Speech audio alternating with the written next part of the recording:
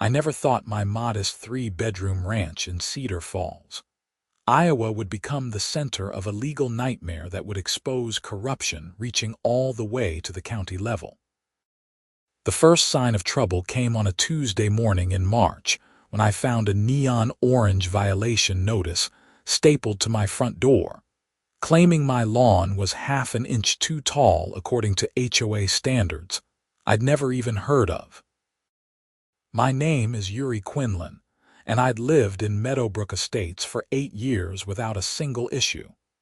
I'm a software engineer who works from home, keeps to myself, and maintains my property to reasonable standards.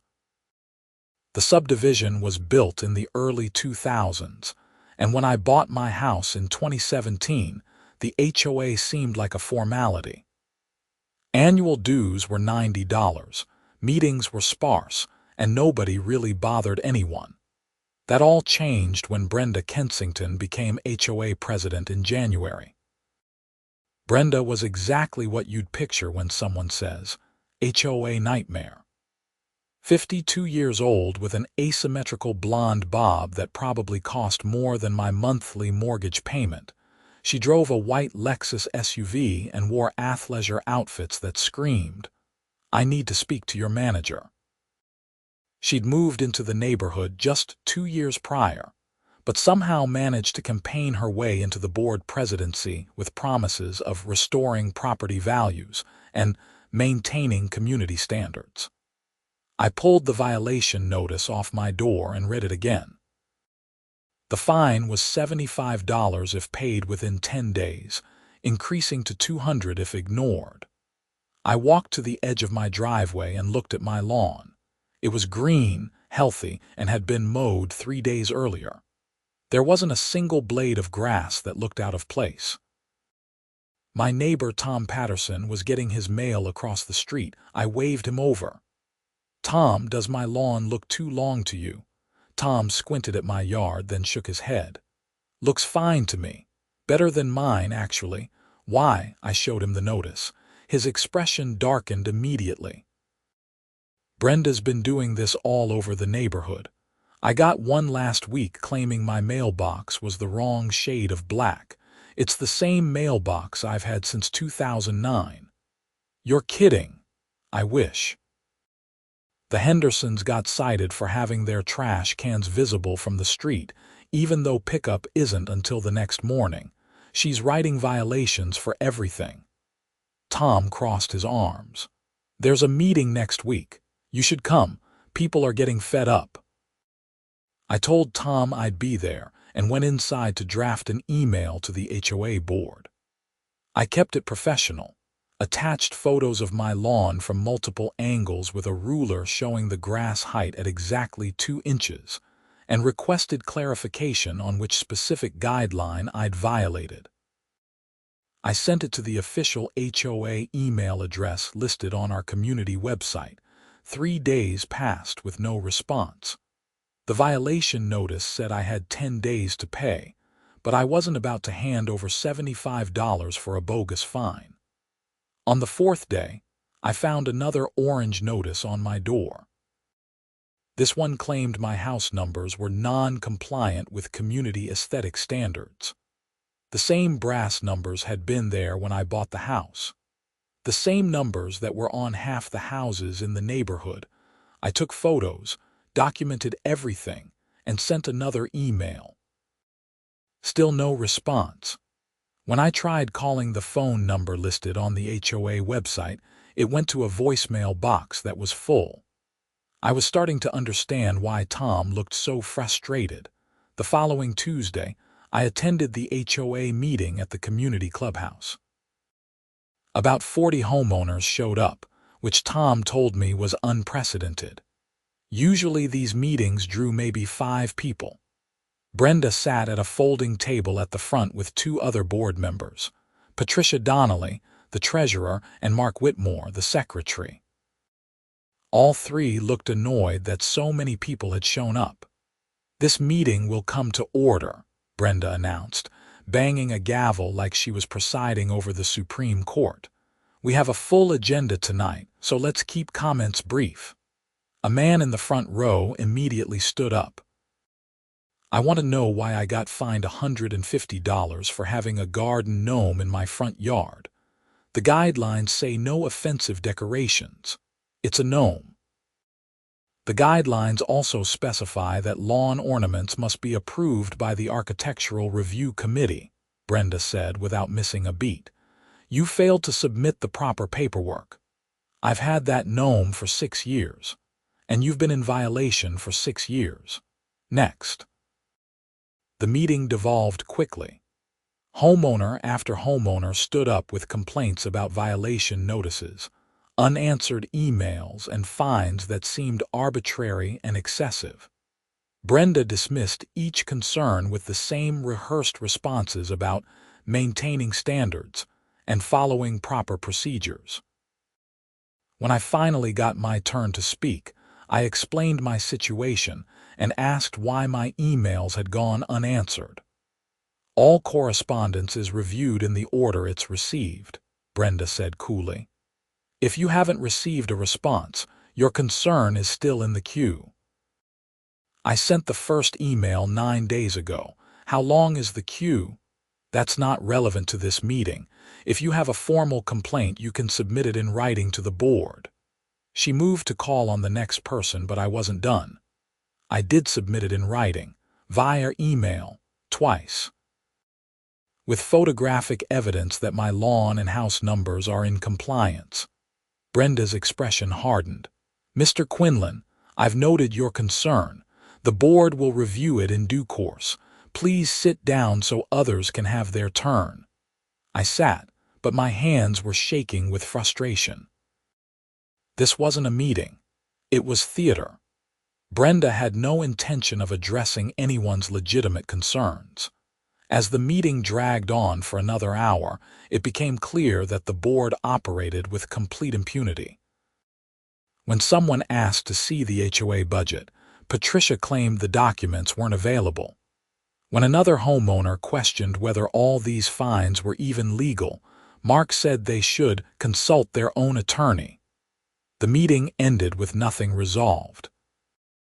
As people filed out, I noticed a woman in her 60s approaching me. She introduced herself as Gladys Morrison, and she lived 4 streets over. You should know something, Gladys said quietly. Brenda's husband owns a property management company. She's been telling people at the country club that she plans to convince the board to hire his company to manage the HOA. We don't need a property management company. We have 93 homes. It's not that complicated. Exactly. But if they hire his company, they could charge the HOA whatever they want. Our dues would triple at least, maybe more. Gladys glanced around to make sure no one was listening. Some of us have been doing research. There are already irregularities in the financial records we can access. Small things, but they don't add up.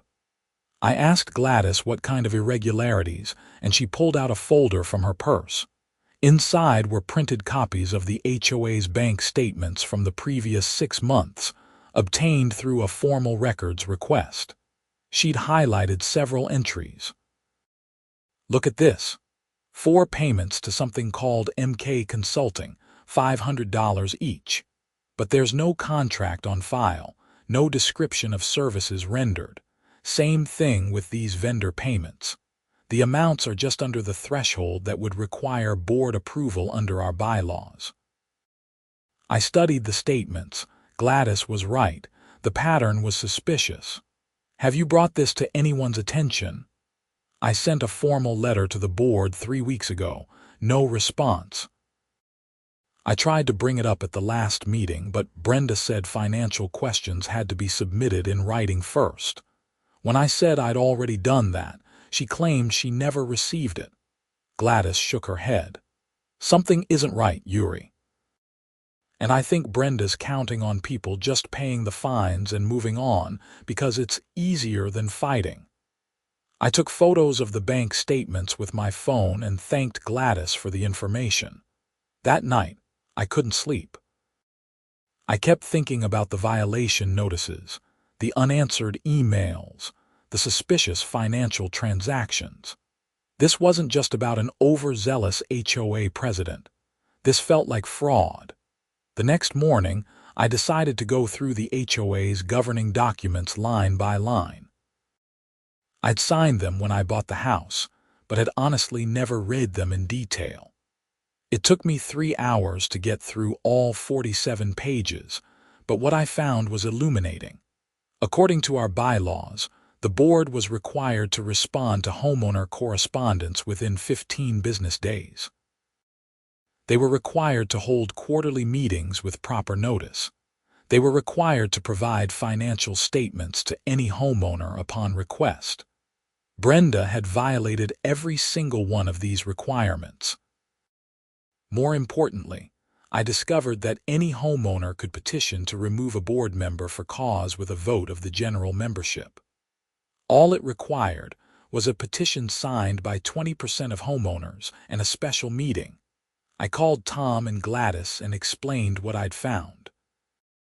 Within 48 hours, we had a core group of 8 homeowners who were ready to take action. We drafted a petition and started going door to door. The response was overwhelming. People were angry, frustrated, and desperate for someone to stand up to Brenda. Within a week, we had signatures from 31 homeowners, well over the required 20%. But when we submitted the petition to the HOA board, Brenda rejected it. She sent an email claiming the signatures needed to be notarized, which was absolutely not in the bylaws. When we pushed back and cited the specific section that outlined the petition process, she stopped responding entirely. That's when things started to escalate. The week after we submitted the petition, I received 4 more violation notices. My doormat was the wrong color. My garden hose wasn't properly stored. My car was parked too close to the street. My front porch light was too bright. Each notice came with a $75 fine. I documented everything, took photos, and sent detailed rebuttals to the board email address. Nothing.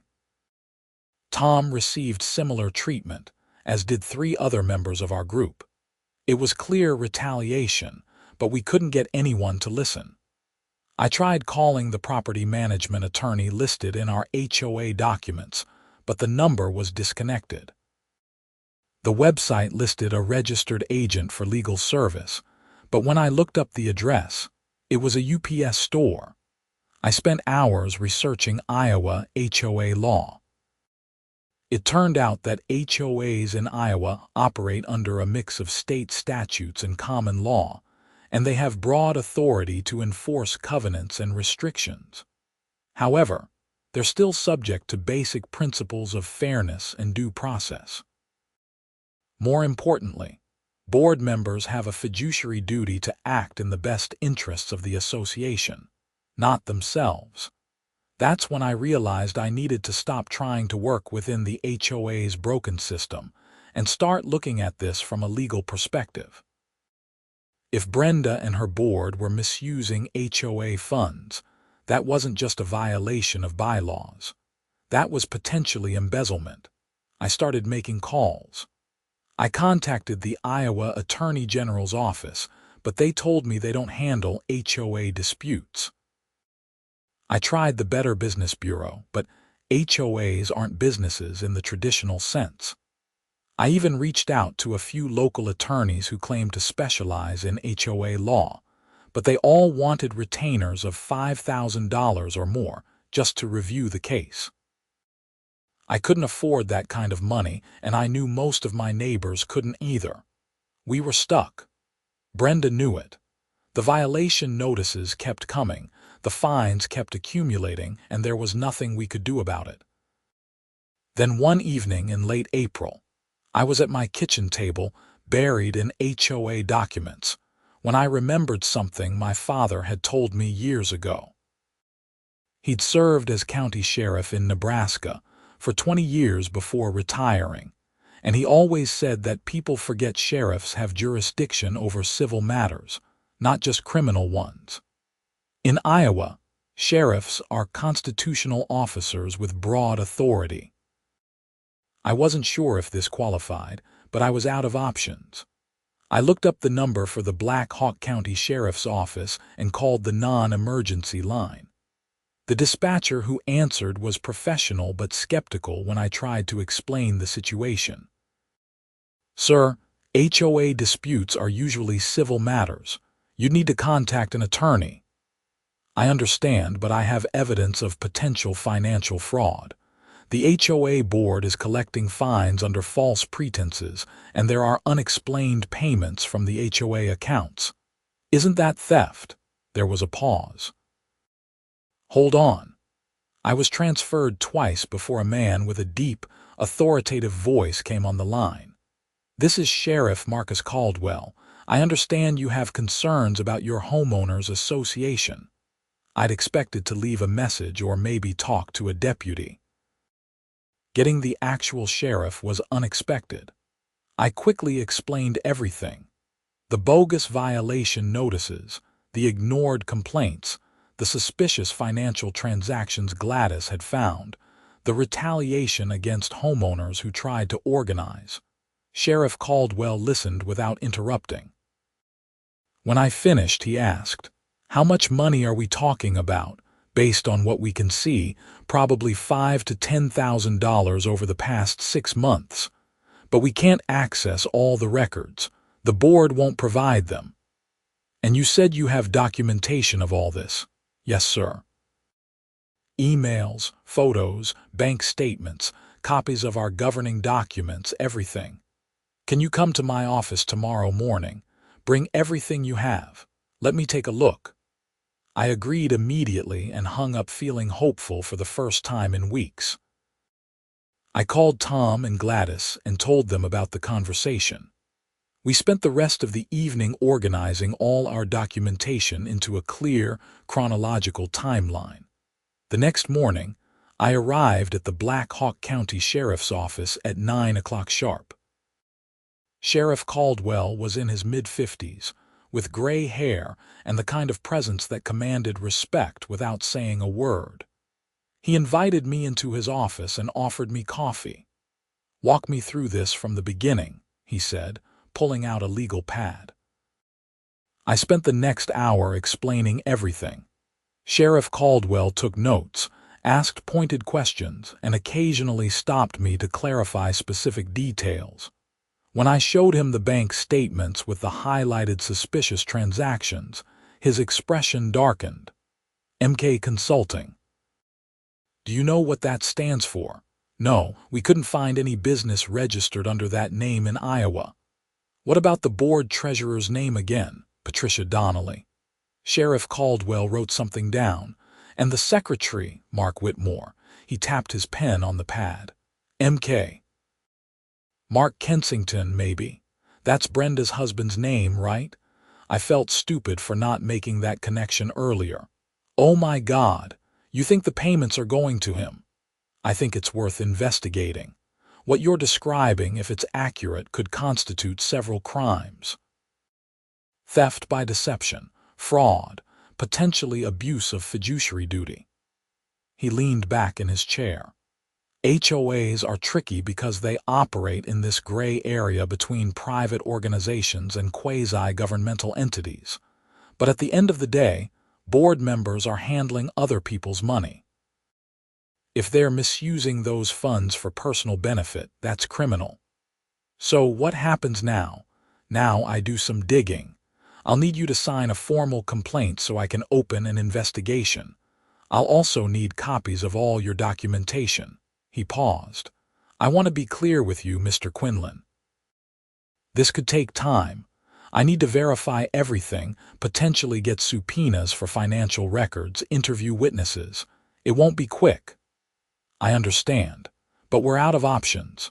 Brenda's running this neighborhood like her personal fiefdom, and nobody can stop her." Sheriff Caldwell smiled slightly. "Well, let's see about that." I signed the formal complaint, handed over copies of everything, and left the sheriff's office feeling lighter than I had in weeks. I knew it would take time, but at least someone in authority was taking this seriously. Over the next few weeks, things in the neighborhood got worse before they got better. Brenda ramped up the violation notices, seemingly targeting anyone she suspected of being involved in the petition effort. Tom got cited for having a wreath on his front door that was seasonally inappropriate, even though it was just a decorative grapevine wreath. Gladys received a notice claiming her mailbox post needed repainting, despite the fact that it had been painted the previous summer. But something else was happening too. Sheriff Caldwell was conducting his investigation quietly but thoroughly. I didn't hear from him directly, but I noticed things. A deputy's car parked outside the clubhouse one afternoon. Patricia Donnelly looking shaken when I saw her at the grocery store. Mark Whitmore suddenly missed the next HOA board meeting with no explanation. Then in early June, I got a phone call from Sheriff Caldwell asking me to come back to his office. When I arrived, his expression was grim. "I've completed my investigation," he said without preamble. "What we found is worse than what you initially reported." He spread out several documents on his desk. Bank statements, canceled checks, email printouts, business registration records. MK Consulting is indeed a shell company registered to Mark Kensington, Brenda's husband. Over the past 8 months, the HOA has paid that company $4,200 for consulting services that were never rendered. There's no contract, no deliverables, nothing, just payments. That's fraud. That's the tip of the iceberg. We also found that Brenda approved several vendor payments to companies owned by her friends and family members. Her sister owns a landscaping company that was paid $2,100 for services at the community clubhouse. But when we talked to the actual landscaping crew that works there, they're paid directly and have never heard of this company. My stomach turned. How much in total? We're looking at approximately $12,000 in fraudulent or improper payments over 8 months, maybe more. The HOA accounts are a mess, which I suspect was intentional. Sheriff Caldwell pulled out another document, but here's where it gets interesting. When Patricia Donnelly found out we were investigating, she came forward on her own. She's been keeping a separate set of books. Wait, what? Patricia told us that Brenda pressured her to approve these payments. When Patricia started asking questions, Brenda threatened to remove her from the board. So Patricia started documenting everything, keeping her own records in case she needed to protect herself. She's been cooperating fully with our investigation. I was stunned. Patricia had seemed like Brenda's loyal supporter at every meeting. Where's Mark Whitmore in all this? I asked. Mark claims he didn't know anything about the financial irregularities. He just signed what Brenda put in front of him. That's probably true, given that his role was mostly administrative. But ignorance isn't a defense when you're a board member with fiduciary duties. Sheriff Caldwell gathered the documents. Here's what's going to happen. I'm filing charges against Brenda Kensington for theft by deception, fraud, and misconduct in office. Her husband Mark is being charged as an accomplice. Patricia is cooperating, so she's getting immunity. Mark Whitmore is still under investigation, but we'll probably charge him with failure to fulfill fiduciary duty, which is a lesser offense. When? Today. I have arrest warrants being executed right now. As if on cue, Sheriff Caldwell's radio crackled. A deputy's voice came through confirming that Brenda Kensington had been taken into custody at her residence. I felt a surge of satisfaction followed immediately by disbelief. This was actually happening. What about the HOA? I asked. What happens to the board? That's up to your community. But I'd suggest calling an emergency meeting and holding new elections as soon as possible. You'll also want to consider hiring a forensic accountant to do a complete audit of the HOA finances. Some of that money might be recoverable, but you'll need documentation for any civil proceedings. I thanked Sheriff Caldwell profusely and left his office. I sat in my car for a few minutes, trying to process everything. Brenda had been arrested. The investigation had uncovered even more fraud than we'd suspected. It was over. I called Tom and Gladys immediately. Within an hour, we'd set up a phone chain to notify every homeowner in the neighborhood. The news spread like wildfire. By that evening, there were small groups of neighbors congregating on sidewalks and driveways, sharing the news and speculating about what came next. 3 days later, we held an emergency meeting of the Homeowners Association. 76 of our 93 households sent representatives. Patricia Donnelly was there, looking exhausted but relieved. She opened the meeting with a formal resignation and a tearful apology. "I should have come forward sooner," she said, her voice shaking. "I was scared. Brenda was so intimidating, and I convinced myself that maybe I was wrong, maybe I was overreacting. But I wasn't. And I'm sorry it took a criminal investigation for me to find the courage to do the right thing." There was a long silence. Then Gladys Morrison stood up. "Patricia, I accept your apology, and I think we all understand how difficult it must have been. What matters now is that you did cooperate and you helped bring the truth to light. Thank you." Others murmured agreement. Patricia wiped her eyes and sat down. Tom Patterson took over facilitating the meeting. We voted to immediately suspend all outstanding violation notices and fines pending a comprehensive review. We voted to conduct a full audit of the HOA finances. And we voted to hold elections for a new board the following month. Over the next few weeks, details of Brenda's scheme continued to emerge. The local newspaper picked up the story, running a series of articles about HOA fraud and the lack of oversight for these organizations in Iowa. It sparked a broader conversation about HOA governance and accountability. Mark Kensington tried to claim ignorance, but prosecutors had email evidence showing he'd actively participated in creating the MK Consulting invoices. Both he and Brenda were facing multiple felony charges. The forensic audit of the HOA finances revealed the full extent of the fraud. In total, Brenda and her accomplices had stolen or misappropriated nearly $17,000. Some of it went to the fake consulting payments. Some went to inflated vendor bills where Brenda's friends would kick back a portion to her in cash. Some was just outright theft, with checks written to cash and deposited into Brenda's personal account. The auditor also found that Brenda had been planning something even bigger. She drafted a proposal to hire her husband's property management company at a cost of $45,000 annually. The proposal was scheduled to be presented to the board in July. If it had passed, the Kensingtons would have had access to the entire HOA budget, which would have given them opportunities for even more fraud. In July, we held our board elections. Tom Patterson was elected president. Gladys Morrison became treasurer. A retired accountant named Vincent Halloway took the secretary position. I was elected to an at-large board member seat. Our first order of business was to completely rewrite the HOA governing documents to include better oversight mechanisms, term limits for board members, and mandatory financial transparency. We also voted to pursue civil action against the Kensingtons to recover the stolen funds.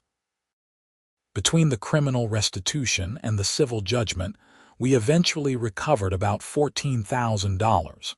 It wasn't everything, but it was enough to stabilize the HOA finances without raising dues. Brenda's criminal trial took place in November. I attended every day of the proceedings.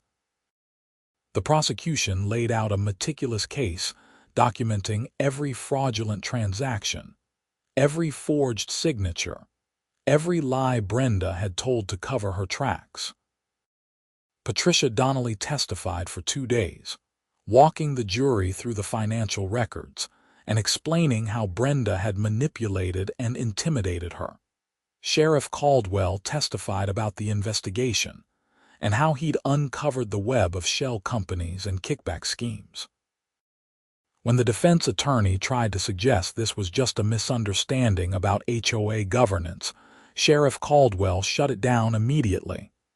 "This wasn't a misunderstanding," he said firmly. "This was systematic theft. Mrs. Kensington used her position of trust to steal money from her neighbors. She created fake companies, approved fraudulent invoices, and retaliated against anyone who questioned her. That's not a governance dispute. That's a crime." The jury deliberated for less than 4 hours, guilty on all counts. Brenda showed no emotion as the verdict was read, but her attorney immediately began arguing for leniency. Mark Kensington had already taken a plea deal and was sentenced to 2 years in prison, suspended pending completion of probation and full restitution. Brenda's sentencing hearing was in December. The judge allowed several homeowners to make victim impact statements. Tom Patterson talked about the stress and anxiety of being constantly harassed with bogus violation notices. Gladys Morrison described how Brenda's actions had destroyed the sense of community in our neighborhood. "I talked about the months of frustration, the feeling of helplessness, and the relief when Sheriff Caldwell finally took our complaint seriously." The judge listened to everything, reviewed the pre-sentence investigation report, and then delivered his ruling. "Mrs. Kensington, you held a position of trust within your community. Your neighbors elected you to lead their homeowners association and manage their collective resources. Instead of honoring that trust, you betrayed it in the most fundamental way. You stole from the very people who put their faith in you, and when confronted, you didn't admit your wrongdoing or try to make amends. You doubled down. You retaliated. You created more victims." He sentenced her to 5 years in prison on the theft charges, with 3 years suspended. She'd served 2 years actual time followed by 3 years of probation. She was also ordered to pay full restitution plus penalties and court costs. Her husband Mark's suspended sentence was revoked, and he was ordered to serve 18 months. As the bailiff led Brenda out of the courtroom, I felt a complicated mix of emotions. Relief, certainly. Satisfaction that justice had been served, but also sadness that it had come to this. If Brenda had just been a reasonable HOA president, if she'd listened to homeowners instead of treating the position like a dictatorship, none of this would have happened. The story didn't end with the sentencing. The state legislature actually used our case as an example when drafting new HOA oversight legislation. The following year, Iowa passed a law requiring HOAs over a certain size to conduct annual independent audits and file basic financial disclosures with the county. It wasn't perfect, but it was a start. Our neighborhood slowly healed. The new board focused on being responsive, transparent, and fair. We still had rules and standards, but they were applied consistently and reasonably. Violation notices became rare, reserved for actual problems like safety hazards or significant property damage. The atmosphere changed from fear and suspicion to something resembling actual community. Tom Patterson turned out to be an excellent HOA president.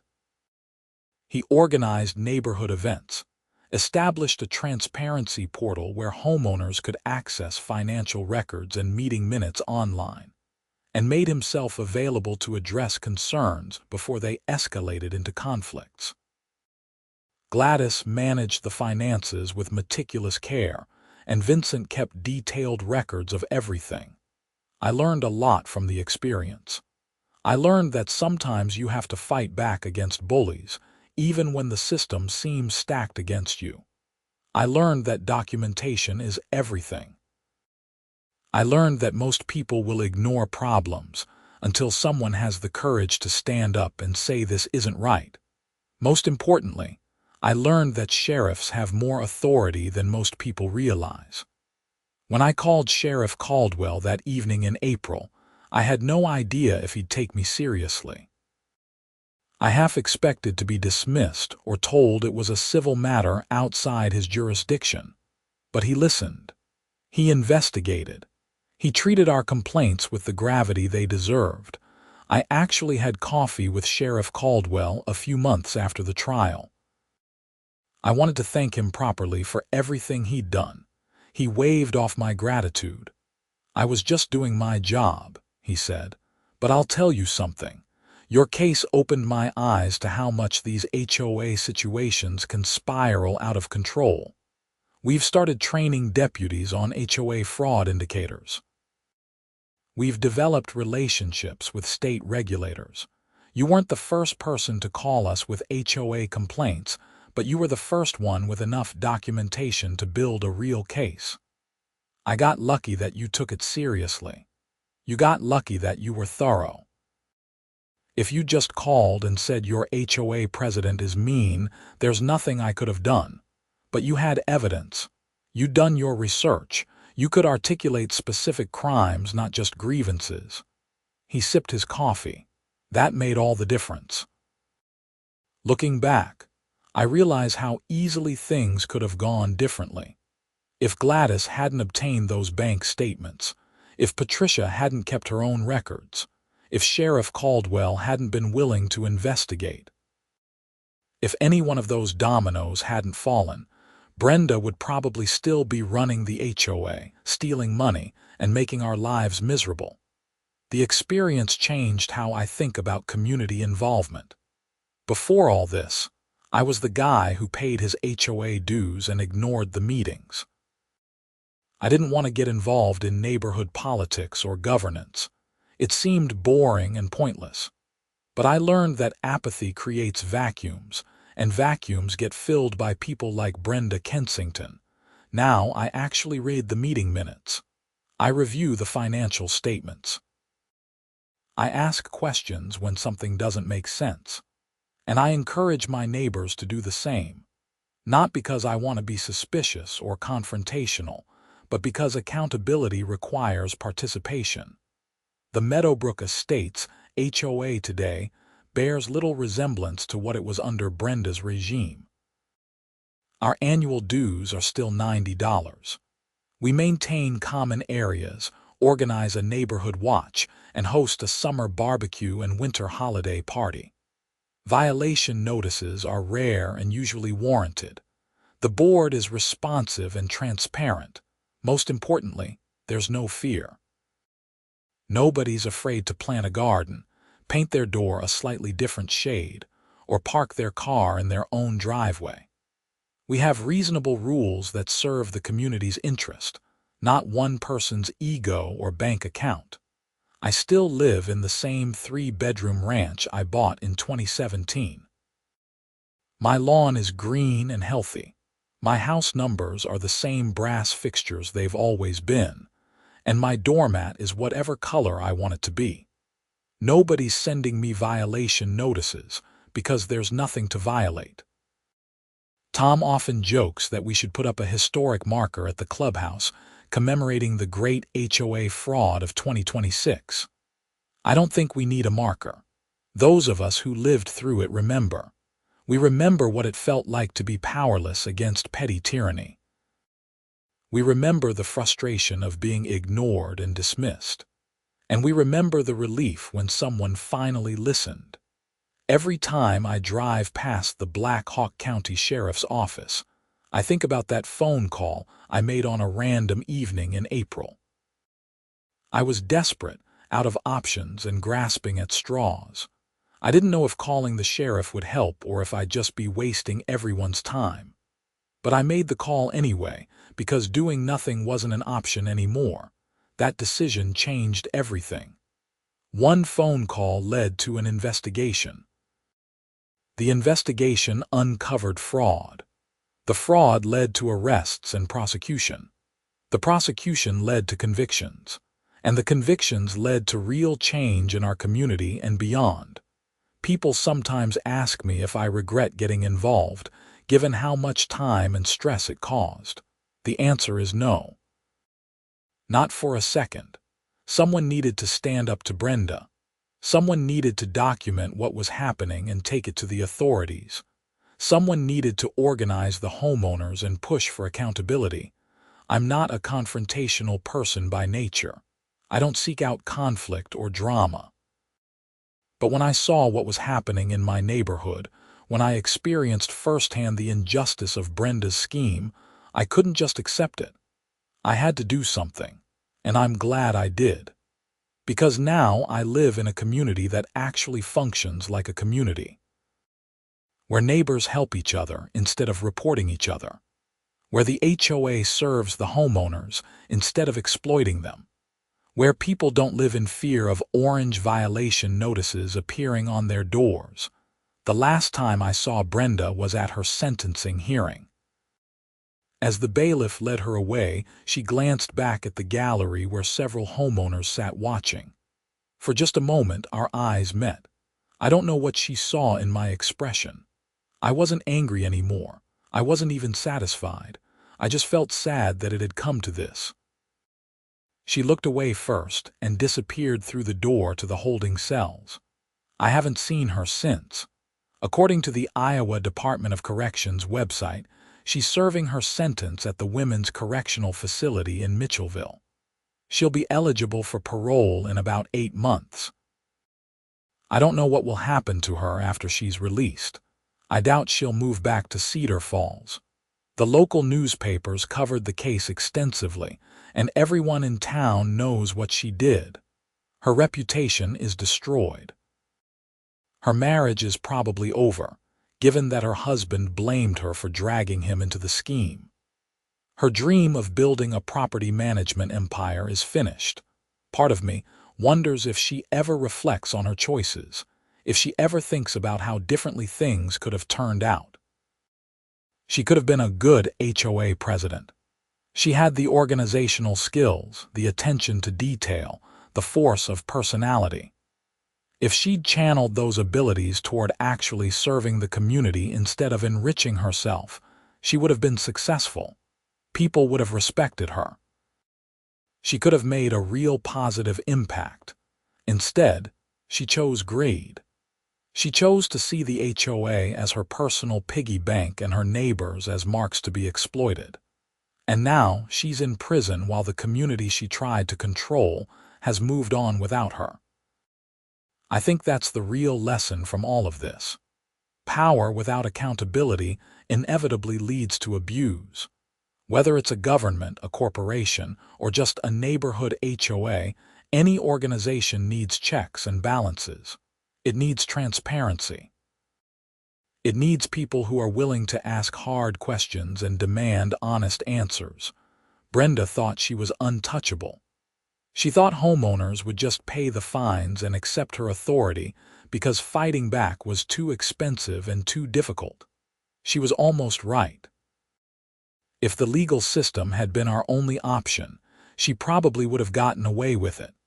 Most people can't afford to hire attorneys for what amounts to a few $1,000s in HOA disputes. But she didn't account for Sheriff Caldwell. She didn't consider that someone might take our complaints to law enforcement, or that law enforcement might actually investigate. That was her fatal miscalculation. These days, when I tell people this story, they're always shocked that calling the sheriff worked. They assume HOA disputes are purely civil matters outside law enforcement's jurisdiction. And for many HOA conflicts, that's true. But when board members start stealing money, when they start using their authority to commit fraud, that crosses the line from civil dispute to criminal conduct. That's the distinction Sheriff Caldwell explained to me. An HOA can enforce its rules, even if those rules seem stupid or petty. That's civil. But an HOA board cannot use its position to steal from homeowners. That's criminal. The line isn't always clear, But in Brenda's case, she crossed it repeatedly and brazenly. I've been contacted by homeowners from other neighborhoods dealing with similar situations. They want to know what they should do, how they should document things, whether they should call their local sheriff. I always tell them the same thing. Document everything. Organize your neighbors, and don't be afraid to escalate to authorities if you have evidence of actual crimes. But I also tell them that our situation was somewhat unique. We had a board member who kept separate records. We had clear evidence of financial fraud. We had a sheriff who was willing to investigate. Not every HOA dispute will have those elements. Sometimes the problem really is just an overly strict board interpreting rules aggressively.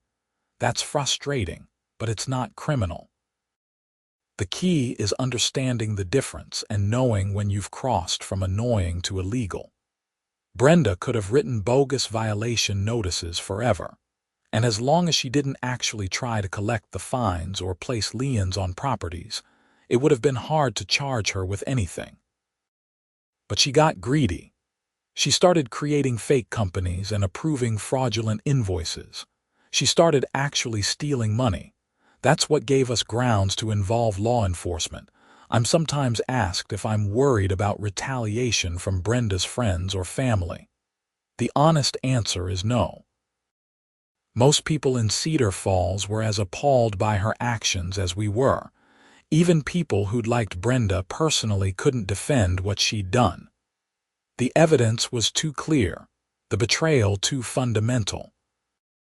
Her husband, Mark's family, did try to salvage something by claiming he was an unwitting dupe who'd been manipulated by his wife.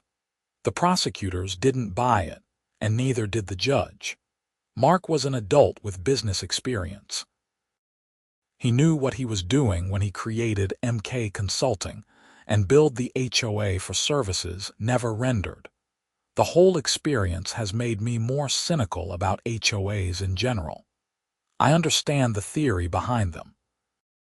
They're supposed to maintain property values and provide common services that benefit everyone.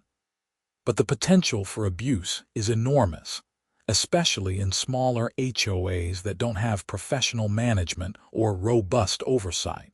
If I ever buy another house, I'll be very careful about the HOA situation. I want to see financial records going back several years. I want to understand who's on the board and how long they've been there. I want to read the governing documents carefully and make sure there are actual accountability mechanisms. But I'm not moving anytime soon. Despite everything that happened, I still like my house and my neighborhood. Most of my neighbors are good people who were just as victimized by Brenda as I was. We've been through something significant together, and that's created bonds that wouldn't exist otherwise. Tom Patterson and his wife have become close friends. Gladys Morrison invites me to dinner every couple of months. Even Patricia Donnelly, despite her initial complicity, has become someone I respect for ultimately doing the right thing. It would have been easy for her to stay quiet, destroy her records, and hope the investigation went away. Instead, she cooperated fully and helped build the case against Brenda. The Meadowbrook Estate's annual meeting last month was remarkable for how boring it was. Tom presented the financial statements, which showed a healthy balance and no irregularities. Gladys reported on routine maintenance and upcoming projects. Vincent reviewed the meeting minutes from the previous quarter. There were no angry homeowners demanding answers. No accusations or controversies. Just a functional community organization doing its job. That's what normal looks like. After living through Brenda's reign, normal feels pretty amazing. I still have all the documentation from the investigation stored in a box in my home office. Hundreds of pages of emails, photos, financial records, legal filings, and meeting minutes. Sometimes I think I should throw it all away, let go of that chapter completely. But something stops me. Maybe it's the knowledge that this could happen again somewhere else. Maybe having a record of how we fought back, and one could help someone else in the future. Sheriff Caldwell retired last year. At his retirement party, he gave a speech about the cases that had meant the most to him over his career. He mentioned our HOA investigation. Sometimes police work is about responding to immediate crises, he said. But sometimes it's about protecting people from long-term exploitation and abuse. The HOA fraud case reminded me that justice isn't just about catching robbers and solving murders. It's also about standing up for ordinary people who are being victimized by those in positions of trust. I'm proud of that investigation, and I'm proud of the homeowners who had the courage to come forward. I've thought about that speech many times since. Courage is a funny word to use for what we did. At the time, it didn't feel courageous. It felt necessary. It felt like the only option left. But maybe that's what courage actually is, doing what needs to be done even when you're scared, frustrated, and unsure of the outcome. I was scared when I called the sheriff that night in April.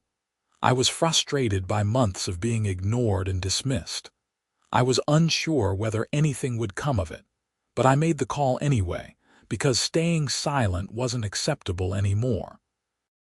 That decision, that one phone call, set everything else in motion. It led to an investigation that uncovered fraud. It led to arrests and prosecutions that brought justice.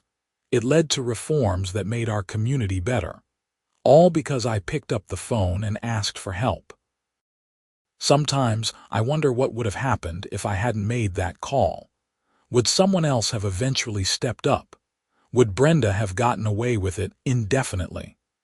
Would the fraud have continued to escalate until the HOA's finances were completely drained? I'll never know the answers to those questions, and I'm glad I don't have to. The timeline we're living in is the one where I made the call. Sheriff Caldwell investigated, and justice was served. That's enough for me. As I write this, it's been over a year since Brenda's sentencing.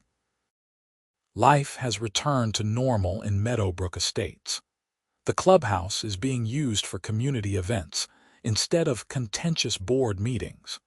The playground equipment got upgraded with money that would have been stolen if Brenda had remained in power. The neighborhood entrance got new landscaping that actually looks nice. These might seem like small things, but they represent something important. They represent a community that's functioning the way it's supposed to. Money collected from homeowners is being used for the benefit of homeowners. Rules are being enforced fairly and reasonably.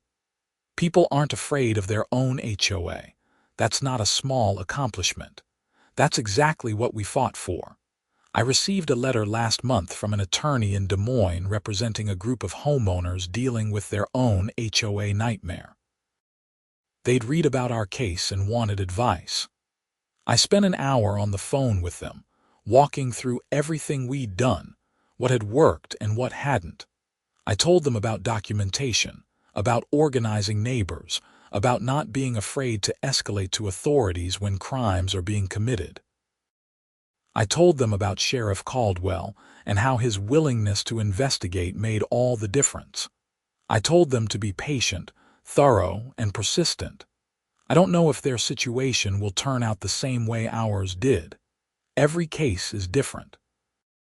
But I hope they find their own Sheriff Caldwell, someone willing to take their complaints seriously and investigate when the evidence warrants it. Because that's ultimately what this story is about. It's not about HOAs or violation notices or neighborhood politics. It's about what happens when ordinary people stand up against corruption and abuse of power. It's about the importance of accountability and the rule of law. Brenda Kensington thought she could steal from her neighbors with impunity because she held a position of authority in the HOA. She was wrong. The law applied to her just like it applies to everyone else. Her title didn't protect her. Her position didn't shield her from consequences. When she committed crimes, she was investigated, prosecuted, and convicted like any other criminal. That's how it should be. That's how it has to be if we want our communities and our society to function properly. Nobody gets to be above the law, not even the president of a homeowners association in a modest subdivision in Cedar Falls, Iowa. I look at my house now, the same house I've lived in for years, with its brass numbers and green lawn and whatever color doormat I choose, and I feel grateful. Grateful that we stood up to corruption. Grateful that Sheriff Caldwell took us seriously. Grateful that justice was served. Grateful that I live in a community where the HOA works for the homeowners instead of exploiting them. It wasn't easy getting here. It took months of frustration, hundreds of hours of documentation and organization, and a fair amount of luck. But we did it. We took on a corrupt HOA board and won. We changed our community for the better, and even helped inspire statewide reforms. And it all started with one phone call to the sheriff's office on a random evening in April, when I was desperate and out of options but unwilling to give up. That call changed everything. That call ended Brenda Kensington's scheme and brought her board crashing down. Sometimes I think about alternate versions of that evening. What if I decided calling the sheriff was pointless? What if I just paid the bogus fines and moved on? What if I'd been too tired or too defeated to keep fighting? But I didn't give up. I made the call. And Sheriff Caldwell returned it with an investigation that ended their board and brought justice to Meadowbrook Estates. That's the story of how my HOA ignored my complaints for months, until the sheriff returned my call and ended their board. It's a story about persistence, accountability, and the importance of standing up against corruption, no matter how small or local it seems. And it's a reminder that sometimes, when you're fighting against powerful people who seem untouchable, all you need is one person in authority willing to listen and investigate. For us, that person was Sheriff Marcus Caldwell. For you, it might be someone else. But they're out there, and they're worth finding. Because justice matters, even in a small HOA dispute in Cedar Falls, Iowa. Maybe especially in places like that, where ordinary people are just trying to live their lives without being exploited by those who are supposed to serve them. That's what we won. That's what we fought for. And that's what makes the whole difficult, frustrating, occasionally terrifying experience worth it. We got our neighborhood back. We got our peace of mind back. And Brenda Kensington got exactly what she deserved.